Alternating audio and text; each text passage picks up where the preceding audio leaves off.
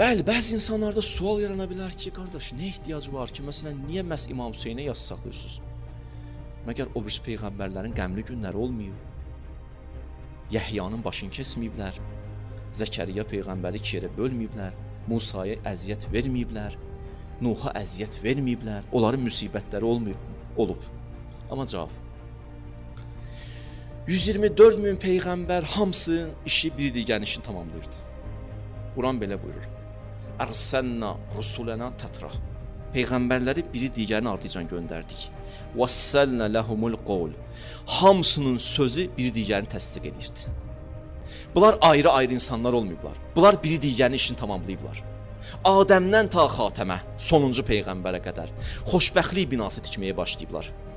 Daşı daş üstünə qoyublar, səadət binası tikiblər. Sonuncu daşı isə bizim peyğəmbərimiz qoydu və bina tikildi. Səadət binasını 124 min peyğəmbər zəhmət çəkdi, tikdi. Nələrə qatlaşaraq, əziyyətlərə qatlaşaraq, min əziyyətə. O bina tikildi və qoyuldu gedildi. Bəni Üməyyə gəldi, o binanı dağıtmaq istəyirdi. 124 min peyğəmbərin zəhmətin hədər eləmək istəyirdi.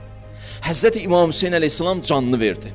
Balaları ilə birlikdə, canı ilə birlikdə, qardaşları ilə birlikdə, bacısı əsir olmaqla canından keçdi, can bahasına, qan bahasına, xanım Zeynəb kimi şəxsiyyətin əsarəti bahasına qoymadı o bina uçulsun.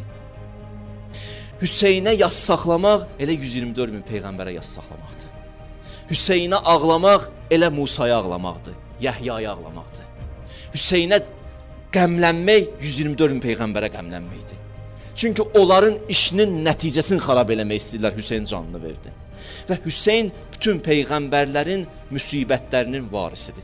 Əgər Yəhyanın başını kestilər, İmam Hüseynin başını kestilər. Əgər İbrahim peyğəmbəri tonqalın üstünə atırlar, İmam Hüseynin ailəsi, xeymələri od vurulur. Əgər Zəkəriyanı iki yerə bölürlər, Əli Əkbəri tikə-tikə ediblər. Əgər o birisi peyğəmbərlərə 1000 dən əziyyət veriblər, həmən əziyyətlər bizim İmam Hüseynə verilir. Bütün müsibətlər yığışıb Kərbəla çölünə. Hüseyn bir şəxs deyil, Hüseyn bir məktəbdir. Aşura ərəb tarixi deyil, Aşura bəşəriyyətin tarixidir. Kərbəla bir məkan deyil, məkanın zamanın fövqündədir. Hüseyn əleyhissalam ilahi və insani dəyərlər uğrunda şəhid oldu. Hüseyn əleyhissalam bir zamanın şəhidi deyil, bütün zamanların şəhididir. Əgər bir insan sənə bir yaxşılıq eləsə, onun cavabını verərsən. Bizim qaydamız budur. Allah bizi belə yaradı. Mənə bir qardaş bir dənə salam versə, mən onun yaxşılığını qaytararam. Əgər bir qardaş sənə canın xətərdə olsa, canını qurtarsa ölümdən, ona bir ömür borçlusan, hər nəfəs aldıqca borçlusan. Biz Hüseyn əleyhissalama hər nəfəs aldıqca borçluyuq. Çünki qoymadı o insani, ilahi dəyərlər. Musanın, İsa'nın, Nuhun, İbrahimin, Adəmdən Xatəmə qədər bütün peyğəmbərlərin zəhmətinin hədərə getməyinin qarşısını aldı. Bu Hüseyndir. İnnəl Hüseynə misbahul huda və səfinətun nica. Həqiqətən bu şəxsiyyət hidayət çırağıdır. Həqiqətən bu şəxsiyyət nicat gəmisidir.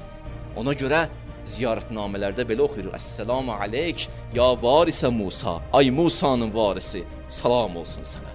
Əssəlamu aleyk ya varisə Nuh. Ey Nuhun varisi, salam olsun sənə. Ona görə Əhl-i Beyt özü bizə tövsiyə edir. Deyir, ağlamaq istəsəz Hüseyni ağlayın.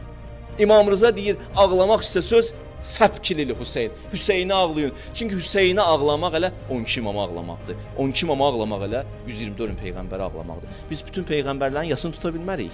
Amma Kərbəla günü, Aşura günü elə bütün peyğəmbərlərə yas tuturuq. Bir gün. Hər gün durub bir dənə peyğəmbərə yas tutsaydıq, onda təqvim dolardı. Amma İmam Hüseyni yas saxlamaqla elə bütün məzlumların yasını saxlayırıq. İmam Hüseynə dəyər vermək, insani və ilahi dəyərlərə qiymət verməkdir. Allah bizi İmam Hüseyndən ayrı salır.